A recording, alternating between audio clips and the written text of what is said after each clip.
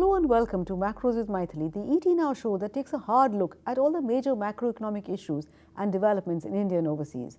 This week we're going to take a hard look at something that truly defies understanding, the global economy. What is one to make of a world where a salmon costs more than a barrel of oil, according to a recent report by Bloomberg? In 2008, the US economy was on the brink, threatening to drag down the world economy. Today it is China.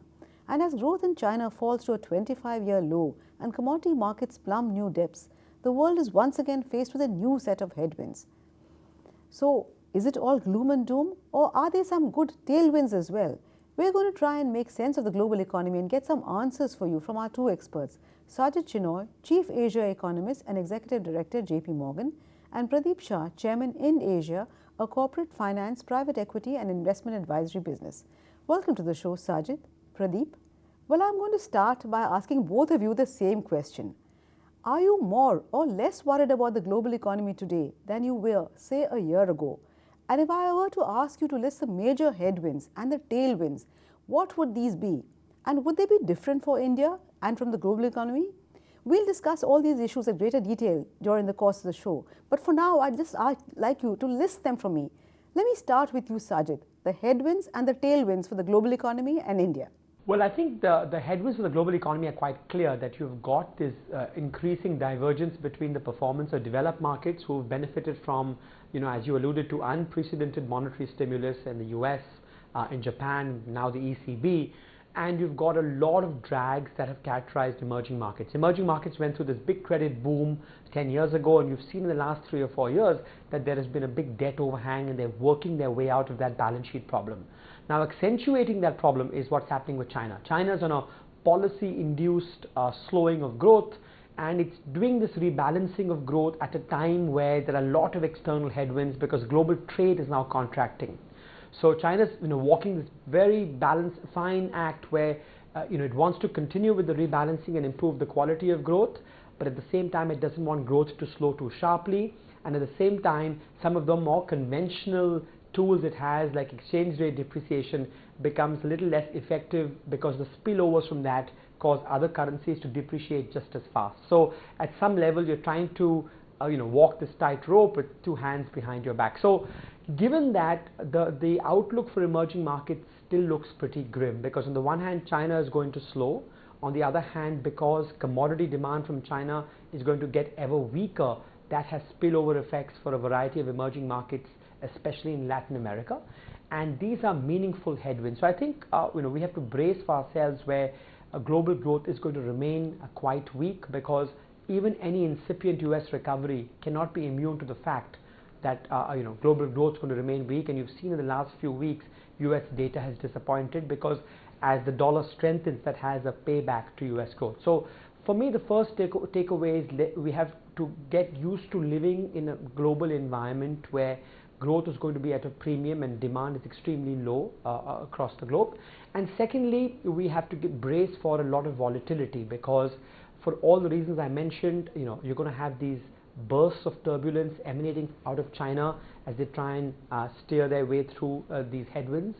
And you're going to have a US Fed that wants to be flexible and respond to the data and not be considered to be rigid, but do so without losing hard-earned credibility over many years. And I think these are both very fine balancing acts which will lead to a lot of global turbulence. So I'll summarize by saying you're in this unhappy situation where you're faced both with weak global demand and weak global growth and heightened global turbulence. So not a very happy outlook if you're an emerging market policymaker. Would you agree with that assessment, Pradip? In fact, Sajjid didn't list a single tailwind. So is it really all gloom and doom, or are there faint signs? Are there any silver linings at all? And would you list the worries in the same priority, or would you list them in a different priority? Pradip? The first part of it is very true. There's a Japanization of Europe and likelihood of USA taking place. That means low inflation, perhaps deflation, and very low growth. And this is on the back of the commodity souffle having collapsed, partly because of China's slowdown, but also triggered, as in the case of oil, by huge supply coming up. For instance, USA has increased its production of oil by about 4 million barrels of oil per day in the last 5 years. Now, Saudi continues to pump out as much as it was before in the hope that it would kill that shale additional production. And now Iran is threatening to put another 500,000 barrels of oil per day immediately, another 500,000 in the next 6 months. It's got 50 million barrels sitting in the Gulf, moored in tankers. So oil collapse has caused great deflation. $360 billion of revenues evaporating for the Middle East oil exporters alone in 2015 as compared to 2014, and this will get increased this year because the oil price is much lower. And so consequently all that money that was going into Kanhaiya diamonds and aircraft from Lockheed and so on will get reduced. Construction expenditure in the Middle East will go down. That causes effect on remittances for countries like India. So certainly a global deflation is taking place. Unfortunately, all emerging markets are branded in the same category that will be affected. Yes, I can understand Zambia, which is in copper, and Brazil, which is in iron ore, and Russia, which has made money out of oil, are definitely going to be affected. China, there has been a slowdown, but it's not as if it's the end of the road for China. China is a very strong economy. I think they have a lot of armory up their sleeves even now to revive themselves. So for instance, their labor costs have been going up, and as you all know. And so partly they've devalued the currency, but they also have the ability to contain the increase in labor costs by, for instance, increasing the retirement age. Women retire today at 50, men retire between 55 and 60. So if they can increase that, the pool of labor can be improved, and perhaps therefore the wage increases can get reduced. They also have other armory. They can increase their social expenditure on health care, on pensions, etc., so that they can increase the demand side of it. And while World Bank statistics show that China's consumption is only 30% of GDP in 2014, actually on the incremental growth in GDP, the estimate of consumption expenditure is about 60%, which is about the same as India. So China is rebalancing. It is moving from an investment-led and an export-led economy to a domestic consumption-led economy, and if given a little bit more time, it will make that transition without any hard landing. India too, a large economy, is on a good wicket. We've had dramatic improvements since Modi's coming into power in India. From the structural changes, whether the subsidy reduction, we of course benefit from oil, so it's not just the government benefiting from doing away with fuel subsidies, but also Make in India, the Digital India, the Startup India, the Jan Dhan Yojana, financial inclusion, and affordable insurance for people, and of course crop insurance. All those policies are going to come to bear on us. The high courts, for instance, being asked to set up commercial dispute courts so that business resolution can be faster. The ease of doing business itself, this measures already taken and likely to be taken, for instance, in tax simplification and others, will dramatically improve the investment climate for India. Not only that, during this lean time when we've had 2 failures of monsoon, consecutive failures, which have affected our consumption growth and in fact rural demand quite substantially, we are seeing the government step in with fiscal increase in fiscal outlays. So for instance, on defense, on railways, on power sector, where the central government has control, it has tried to increase expenditure. So in the first 6 months, the planned outlays were 29% higher than in the previous year. And I think you see the writing on the wall. Railways have said they've placed already orders of 40,000 crores. The highway minister says that 50,000 kilometers of new roads will be added during the tenure of this government by 2019. Now, all that will, of course, lead to job creation, to improvement in infrastructure, cost reduction, even small measures, such as, for instance, having electronic toll collection on all the major highways. Already that's in place, and as more truckers adapt to it, it will improve speed of movement of goods and services, reduce costs, which, as you know, 87,000 crores is the cost of delays and inventory costs just because of the toll road delays. So you can imagine that there's substantial improvement likely with these small changes which add up to a big change. So I'm very optimistic that if we get a good monsoon this year, we will all be talking in different terms altogether another 6 months down the road. Sajjid, any chain is only as strong as its weakest link, and the global economy is now so integrated that it really is like one big chain. And that being the case, which do you think is its weakest link? China, Japan, Europe? Well, a couple of things. I'll just say that I think the US, the G3, the developed economies have enough, have already had a lot of monetary accommodation, and I think that Europe has reached some sort of escape velocity helped by the weaker euro. I think US policymakers feel that enough of the deleveraging has happened where consumption is holding up. Japan's got some more armory it can use. I think China, growth will stabilize in China because there was a fiscal drag last year towards the end of last year, which is currently being reversed, and a little more flexibility in exchange rate will allow for more monetary easing. So I don't worry about these larger economies. My worry is when commodity prices fall so much and oil prices fall so much, there are non-linearities that develop, and I would worry more about certain emerging markets that are large commodity or oil exporters, because there could be this non-linearity where credit conditions tighten very sharply when you're faced with such low commodity export prices. So for me, there are these spots around the world which are far more vulnerable than the larger economies in the world. I'll make one quick point just to relate to India. I mean, I don't want to be all gloom and doom, because what we haven't spoken about is the implication of weak growth and China slowing is that both oil and commodity prices are at record lows, and purely from the standpoint that India is a large oil and commodity importer, this is a very positive terms of trade shock. So from India's standpoint, weaker global growth and weaker export growth is more than offset by this dramatic terms of trade shock that we've got over the last year. Absolutely. We've been quite lucky so far, but I'm afraid on that note, it is time for us to slip into a very short break. But please do stay with us. We'll be back very soon.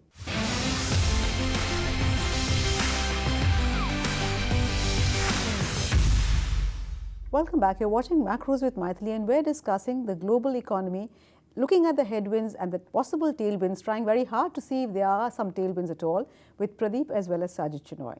Pradip, before the break, Sajjid was talking about how oil has been, we've been singularly blessed, and we in India have been rejoicing over the collapse in commodity prices, especially oil. And yes, it does puts us in a very unique, advantageous position, because we import so much of our oil, and oil has now become so cheap.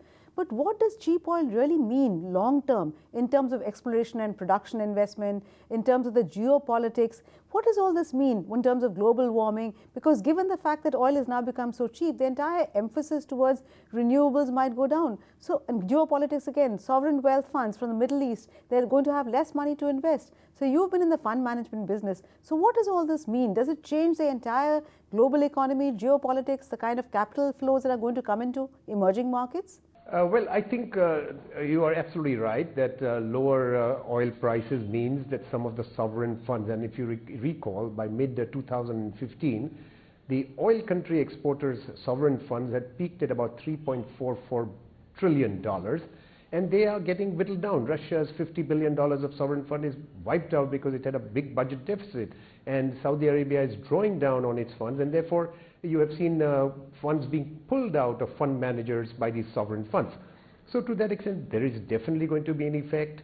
There is also effect on countries like Nigeria and Venezuela, who were basically, in Nigeria, 70% of its budget was from oil. So those will be affected, and they cannot transit immediately to a better and more stable and more diverse economy. I think the real threat to global economy has to come from a very large country. And I fear, for instance, sometimes in the United States, which, as you know, in 2008 caused problems through the financial markets when the short-term market seized up, we might see something of that sort coming about. In the search for higher yields, the funds were investing in high-risk debt instruments, and we've seen, for instance, the oil and gas industry is already now teetering in payments and so on. So if that junk bond market or some such debt fiasco takes place, you might see suddenly money market funds seize up, they don't allow redemption, and that can cause some kind of contagion. I would worry much more about that. I'm not worried about China and Japan and Europe. Let's face it, Australia, Japan, China, Western Europe except Greece, Canada, US, and of course India are all growing in GDP terms even now as we speak. Okay, so let me ask Sajjid. Sajjid, Pradeep said that it's the US economy and what might happen there that really worries him. So what is your take really on the Fed rate hike? Do you see the Fed as sticking to the path outlined in December, that is hiking rates by 25 basis points every quarter?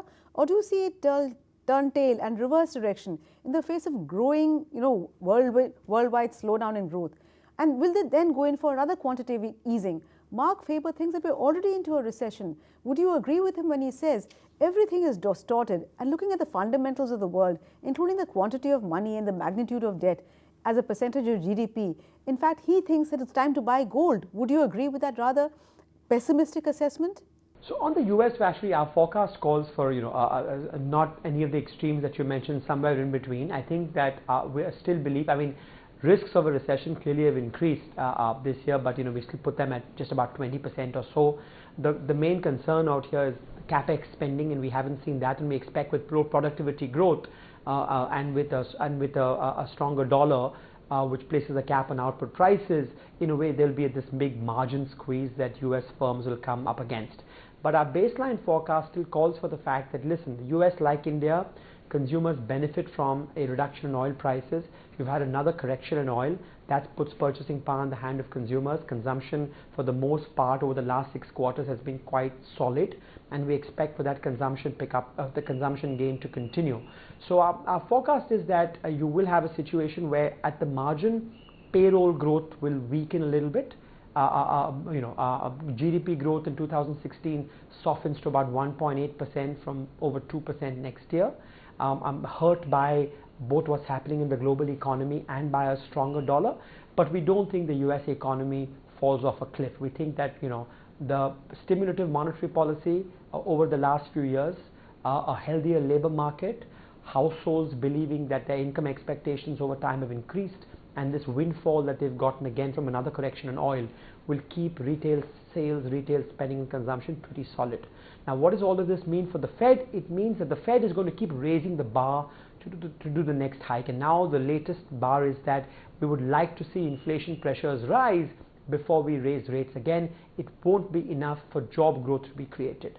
With that much higher bar, given the disinflationary forces globally emanating from China, we now have pared back our forecast from 4 rate hikes to just 3 rate hikes, the next one being in June, and even that could come under risk if these disinflationary forces continue. So I think my summary view is you'll see some slowing of US growth, because the US is not living on a different planet. It's affected by what happens to emerging markets in the rest of the world, but not enough for the Fed to completely reverse course. It'll just mean that the pace of rate hikes in the coming quarters and years will be much slower and will be much more contingent on actual inflation pressures emanating. Okay. So Pradeep, Sajjid says that we'll get a little bit of a breather from the Fed as well. But economists often talk and worry about sudden stops in the context of capital flows. China reportedly saw capital outflows to the tune of $1 trillion in 2015, and that's roughly 3 times our reserves. And this is when China has been much more cautious in opening up its stock market compared to India. So how vulnerable are we to sudden stops, even in assuming that the Fed goes slower in its rate hikes? Are we very vulnerable? So firstly, the Fed must realize and will realize that real interest rates have already risen with this deflation, and therefore it's most unlikely that they will jack up the nominal rate in addition. With the real interest rates having risen, I fear that, of course, the Western stock markets are probably overpriced. The price-earnings ratio have to correct and come down. And just take a look at last year, when with oil prices going down, there was so much more money in the US consumer's pocket, but it didn't get reflected in consumer spend. It is estimated that the GDP increased only by 0.3% when it should have increased by 1%, or by 0.7%. 1% would have been the nominal increase, less reduction in the investment by the oil industry of 0.3%, because they've cut back on expenditure. So net increase should have been 0.7%, but it's not happened. So the consumer in the US is saving a lot more. Maybe with summer coming, longer days, more driving, there will be definitely some improvement in consumption, but will it make up? Will the savings that they make in the transportation costs be spent on consumption? We don't know. That's a big challenge. If it doesn't happen, yes, certainly US will be seeing a slowdown, definitely. As it is, the currency has increased, so their exports become less competitive vis-a-vis the others. And the global market is not anyway ready to absorb large amount of exports from all the countries. So there is definitely a scenario of deflation. There is a scenario of slowdown in the US, and the US being such a large economy can affect all of us. In the meantime, emerging markets such as India can still be a little bit immune. We unfortunately are too small to be an asset class by ourselves for global markets. We are just 2.5%. Our stock markets are 2.3, 2.4% of the world stock market. So we are not able to position ourselves as being an independent asset class, except for small fund managers. But when big funds have to allocate money, they have to think in terms of global emerging markets. And in that, we get hit with the emerging markets tag when we are doing better. We are the fastest growing large economy in the world today, and yet we get hit with it, and so we have to live with it. So what we have to do is concentrate on our own domestic demand. Of course, to the extent we can exploit export markets, we must exploit markets. Keep our fiscal policy in order, hopefully reduce interest rates in India so that we can promote growth through capex, capital expenditure, through household expenditure on consumer durables, and perhaps on big ticket items like housing. And if we get the good monsoon, we certainly in India will be on a better standing, and we will attract money, both financial flows as well as strategic foreign direct investment flows into the country. Sajjid, Pradip has given us some kind of a blueprint for what we should do in India. But what is your take? Where do we stand in this fairly complicated and confusing scenario? We've been patting ourselves so far, saying that we've been growing so much faster than many of our peers. But is that good enough?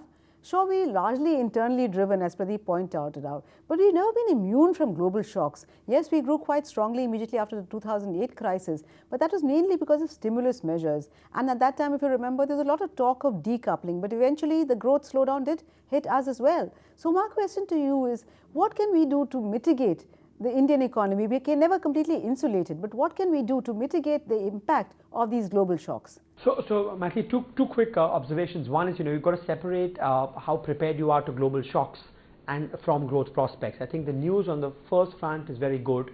Just given what's happened to oil prices, if you look at India's current account deficit today, it's probably tracking 12 or 13 billion a year. Now, just to put this number in perspective, at the time of the taper tantrum, our current account deficit was $88 billion, and that's why we were so vulnerable to a sudden stop in capital. If you just look at our current account of that magnitude, even FDI flows by itself will be more than enough to finance it. And what that means is the space to accommodate some portfolio outflow in the event of a global shock will still not derail the BOP. So my bottom line is a low current account deficit, a significant buffer of FX reserves, and the expectation that the BOP will still be in balance, will be in surplus despite a portfolio outflow, means India is far more insulated to global shocks than most other emerging markets are. And that's the good news, that tomorrow there's a shock coming from China or the Fed, you will find that the BOP doesn't go haywire. The rupee will still be on a relative basis among the best performing currencies, though on an absolute basis it will continue depreciating. So those are all good, good signs to have. I think that the bigger concern, as you alluded, is growth. I think, let's not forget that India is far more open and interconnected even on a real basis than we think. I think we forget that exports were the fastest driver of growth in the mid-2000s. And the exposure to China, if you add both the direct exposure but the indirect exposure through our exports to other commodity exporters, means that India's exposure to China is larger than what may seem apparent from looking at just the bilateral export numbers. So the global headwinds are meaningful in terms of growth. Also, as we briefly discussed, the fact that if oil stabilizes, in the terms of trade shocks that helped growth last year will wane. So, we have to start thinking that there is a possibility here of growth slowing in India, not because there's something dramatically wrong, because that's just how the global economy is shaping out, and that's something that all emerging markets are grappling with. What can the government do? I think what they're doing right now, which is push hard on public investment, and hopefully doing that repeatedly will begin to crowd in some private investment and keep pushing on supply side reforms. I think we can't emphasize enough how in a world where there isn't too much global demand and exports may not be the driver of growth, you need productivity enhancing supply side reforms along with public investment that helps crowd in some private investment as your main drivers of growth in the next few years. Well, that's a long list for the government, what the government has to do, but I'm afraid we're completely out of time, so we'll have to call it a day on this discussion. Clearly, as far as the global economy is concerned, there are more puzzles than answers, but the good thing is that both Sajjid and Pradip point out is that despite all the upheavals we're witnessing almost on a daily basis, things are improving, and at least as far as India is concerned, that things are definitely improving, and there is a lot of scope potential for us. And on that, I would completely agree with both of you. Thank you so much, Sajjid, Pradip, for taking time out and sharing your views with us. Thank you also for watching. Remember, we'll be back next week with yet another edition of Macros with Mythili. Till then, it's thank you and goodbye from all of us at ET Now.